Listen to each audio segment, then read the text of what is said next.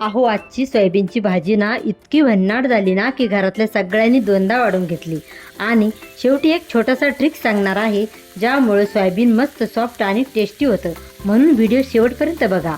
सगळ्यात आधी भिजलेली सोयाबीन घ्या. कढईत तेल गरम करा. मग लसूण टाका. त्याचा सुगंध आला की कांदा घालून छान गोल्डन होईपर्यंत परता. आता टोमॅटो घाला आणि तो मस्त मऊ होऊ द्या. मग हळद, तिखट, मीठ आणि गरम मसाला आणि मॅगी मसाला टाका. आता याला सोयाबीन घालून सगळं छान मिक्स करा आणि थोडंसं पाणी घालून झाकण ठेवून शिजू द्या. आता येतो मेन ट्रिक. सोयाबीन शिजताना मध्ये एकदा चमच्याने हलवून परत झाकण ठेवा. त्यामुळे मसाला आतपर्यंत